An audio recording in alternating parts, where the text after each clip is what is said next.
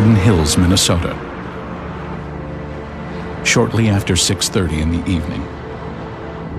June 14th, 1972. See the homeowner at 1924 West County Road D on a woman down. Copy en route. Officers respond to panicked calls from Gilbert Peppin, a local barbershop owner, that his wife is unconscious. So I called emergency. That said my wife was on the floor and she wouldn't respond. Officers find 26-year-old Phyllis Peppin face down on the floor of the couple's bedroom. There was no forced entry and her keys were still in the door. She had been shot and apparently had tried to get away, and was shot several more times. I saw lots of police cars, detectives ran into the home. My mother was crying, my dad was crying, and in view of my sister lying on the floor, I did see that. Investigators then begin searching the house. What they find are clues that point to her husband, Gilbert, as the killer. At the beginning, based on what was found out, he was a suspect at the time. In the hallway leading to the bedroom, they see blood on the wall. So I thought it could have been our dog injured. Detectives assume it belongs to Phyllis, but Gilbert claims he thought it was animal blood. So I got a sponge and just kind of wiped up a little bit on the spot. And after that, I went to check our bedroom. And that was when I saw her on the floor. In the bathroom, investigators discover a stained towel and shirt. The shirt belongs to Gilbert. And in the bedroom, they notice a pile of Phyllis's clothes sitting next to an open suitcase, as if Phyllis might have been preparing to go away. It is the first indication of a motive. It possibly would indicate that there were problems with their marriage. I saw that there was some unhappiness that was kind of going around a little bit, and I think then I kind of caught on. My sister's marriage had its ups and downs. When questioned, Gilbert's account of what took place earlier that day raises further suspicions. They had gone out looking at a car that morning, and then she went home. He went to his barbershop. Distance between the barbershop and the home from St. Paul to Arden Hills, probably 5, 6, 7 miles. Investigators reconstruct the timeline. They find that it might have been possible for Gilbert to follow Phyllis home, shoot her, and then return to work in time to close up as usual. There was a time lapse in his time at the barbershop that he couldn't account for, whether it was a half hour or more. Yes, it would be possible to do it. Forensic tests confirm the blood found at the scene was Phyllis's, and an autopsy reveals that she was killed by a .22 caliber handgun. But no gun is found, and a gunpowder residue test on Gilbert's hands proves negative. As far as any other suspects, there was no one else that we could zero in on. Talked to neighbors, canvassed the neighborhood, and there was a delivery service that day. That checked out okay. The mailman, nobody else came into the picture. We didn't hear of homicides happening, so this one was a very unusual one, to where when this took place, it was really a shock to even Arden Hills. The case against Gilbert gains momentum as investigators amass varying accounts that the marriage was in trouble. Phyllis's brother Tom says the couple argued over having children. Phyllis Jean, she always went by Jeannie. And this is their home in Arden Hills. Gib prided himself in old automobiles and motorcycles. My sister Jean was going through cosmetology school, and that's how she met Gib. He was going through barbering school. After their 7 years of marriage, no decisions were then made about starting a family, and so my sister was not happy about that. And so there was things shared to the fact that maybe she might leave Gib. Usually on an investigation like that, you start with the husband, the family, and you work your investigation outward. And there were certain things that were circumstantial, but that did indicate that Mr. Peppin was a suspect. 8 days after the murder, Gilbert is brought in for a polygraph test. And if it would have turned out that he definitely was being honest, then they'd put their focus more on other people than on him. It turned out that he didn't pass it.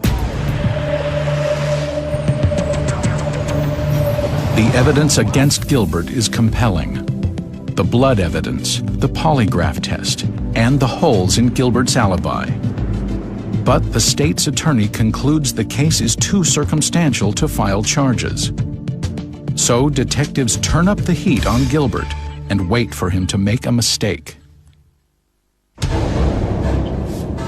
In a ploy to rattle Gilbert, they begin dropping by his barber shop unannounced. I did talk to him the final time outside the barber shop, and I probably did push one of the officers into the car. I just told him that I didn't want to talk to him anymore about it. How many Despite their intensive efforts, Gilbert sticks to his story. By autumn of 1972, the case against Gilbert Peppin is stalled. Without any new leads and without the murder weapon, investigators reach a dead end. When you work hard to solve it, find the criminal, and nothing comes up, yes, it's frustrating that you can't find the person that did it. In 1983, 11 years after his wife's murder, nearly to the day, Gilbert Peppin is remarried. And they said, how did it feel to be married to someone that was a prime suspect in a case? And I kind of took me back, and a suspect, I never thought he was. I just thought he was, a victim just like his wife. We've never, to my knowledge, had a case like this lay dormant for so long. The evidence still points at Gilbert as the killer. The gaps in the timeline the day of the murder. The blood Gilbert tried to wipe off the wall. The polygraph test. The signs that the marriage was in trouble. But the investigation is at a standstill. Then, July 1999, when a telephone call comes into the cold case squad. I received a telephone call from Deborah Ellis, who is a public defender's attorney, and she had a client who wanted to speak with law enforcement officials about the Phyllis Peppin homicide. This case, I'm sure that they would have considered ice cold. I mean, this case was probably going to go unresolved forever. I don't think anyone was really working on it. Ellis says she has a client who may have been involved in the murder, but she won't reveal who or where this person is, only that they are confined in either a prison or a hospital, and had been a juvenile at the time of Phyllis's murder. I think the call was a total shock to me. I've never had anything like that ever happen to me before. Before Ellis's client will agree to talk, he wants a guarantee he won't get any prison time. The prosecution says no deal. The county attorney did not want to see that happen. They wanted the person to have to serve some time. So cold case investigators go into action, deciding to uncover the identity of Deborah Ellis's mysterious client on their own. Their first priority is to re-examine every aspect of the file. I didn't know very much about the case at all. She was hit 4 times, but he actually had a couple misfires. See, the first... Mann probes the recollections of the original investigators, including Dawn Dexter. That's where she tried to get away. Correct. She was originally shot back here where you see the first blood splatter Yeah. along the lower baseboard area. Then she crawled and went back to the master bedroom on the left where she collapsed. Mann and Watson assume the mystery man is in prison. With help from the county attorney's office, they search the Minnesota penal records. We began our list with approximately 350 names of people incarcerated in the state of Minnesota who would have been between the ages of 41 to 45 in the year 1999, which would have made them between the ages of 14 to 17 in 1972 at the time of the Peppin homicide. Then violent criminals move to the top of the now shrinking list. We started eliminating people in the top 2/3 of the state. We concentrated more than just in the metropolitan area, and then we dwindled it down further to just Ramsey County convictions, and the list just kept getting smaller and smaller. To narrow it down even further, they decide to take a chance. They go to Gilbert for help, the man they targeted for 27 years. This time, he is interviewed as a possible witness, not as the prime suspect. I had him look at the likely names from the list that we had categorized. He did not recognize any of those names. Hey, Doc, here's these photos from the Phyllis Peppin homicide. But Mann trusts her gut more than Gilbert's memory. We had to re-examine the whole scene just like from the start. To eliminate more potential suspects, the investigators create a portrait of the Phyllis Peppin murder. It shows where he was actually starting, the blood spots are smeared because he had begun to wipe it up before he actually noticed her there. As a result, a new version of the events of June 14th, 1972 begins to emerge. One that seems to corroborate that Gilbert was not his wife's killer. It substantiates a story about cleaning up, thinking it was a mess from the dog. There's a tight corner here, and he would have had to walk down actually to the bedroom door before he would have seen his wife on the bedroom floor. They also conclude that Phyllis's open suitcase might not indicate she was leaving her husband. Correct. That's the second bedroom, and she was unpacking because she just returned from a trip out to Arizona. So that's why everything kind of looks like it's just thrown there. Other details are harder to piece together. The 30-year-old file is surprisingly slim.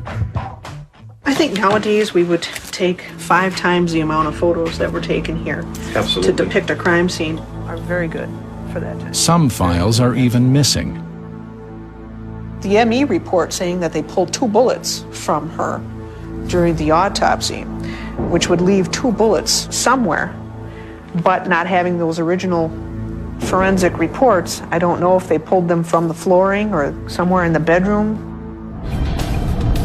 The cold case detectives deduced that it had to be someone living in the Peppin neighborhood at the time of the murder. It would have been on 2nd Avenue on the New Brighton side. So just a couple blocks away. The killer's identity now seems to be within their grasp.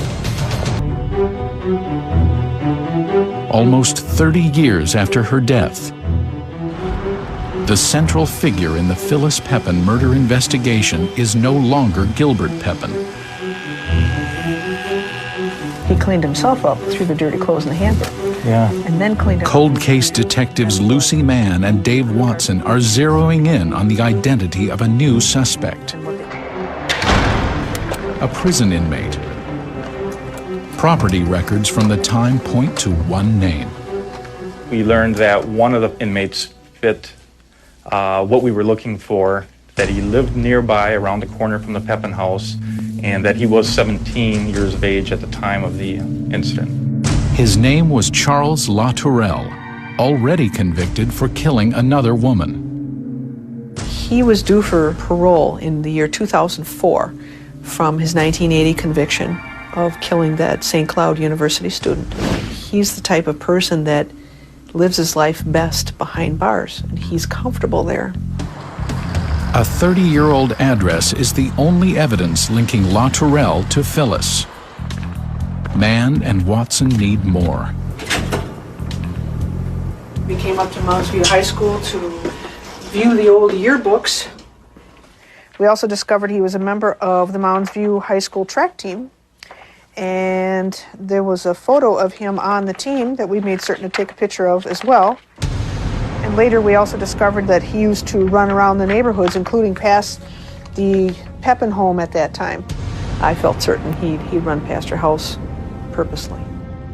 If LaTourelle jogged near the Peppin house, it meant he could have been nearby when Phyllis returned from car shopping. It's a hunch that Mann and Watson decide to play out.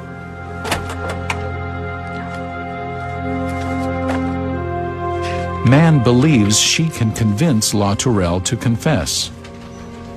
In early October 1999, Lieutenant Mann and Deputy Watson arrive at the Stillwater Correctional Facility in Bayport, Minnesota, to face Charles LaTourelle for the first time. Mr. LaTourelle was seated here. His attorney, Deborah Ellis, was seated there. Investigator Dave Watson was seated here. I was seated here. LaTourelle describes the events of June 14, 1972, telling detectives details that could be known only to the killer. The keys that were in the door was open, screen door was closed. There was a dog present, where the bedroom was in the house, what the victim had been wearing. No one knew for certain exactly how he fit into the picture until he told us that day that he was the paper boy for the neighborhood. We pretty much allowed him to speak from start to finish without interrupting him or asking him any questions. He told us that he was obsessed with Miss Peppin, and he watched her for quite some time before he decided to commit the crime against her. His intent at that time was to go in and sexually assault Mrs. Peppin.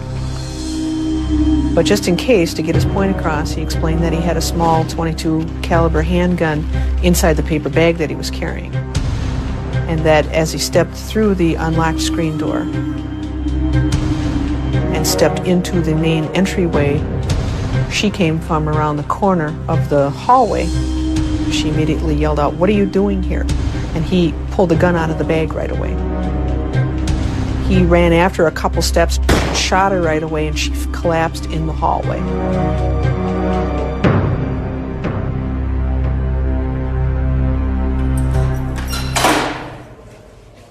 Almost 3 decades after the crime, Mann and Watson believe they finally have what they need to convict Charles LaTourelle and exonerate Gilbert Peppin. On November 4th, 1999, Charles LaTourelle enters a St. Paul courtroom and receives 25 years in prison for the murder of Phyllis Peppin. Less time than Gilbert had to live with the grief of her death and the shame of suspicion. My parents had been dead several years, and they never found out. My father-in-law is the only one that got the word just a matter of a few months before he passed away. Today, Gilbert still cuts hair for a living. And every year when it starts to get cold, he still puts flowers on Phyllis's grave. I think I said the longest prayers and thank you, and just told Phyllis, now we know what happened. Rest in peace. He was certainly glad and relieved to finally have it done. I mean, I had the case on my desk for 5 or 6 months, and I felt good about it and felt closure. I can only imagine what he felt after 27 years.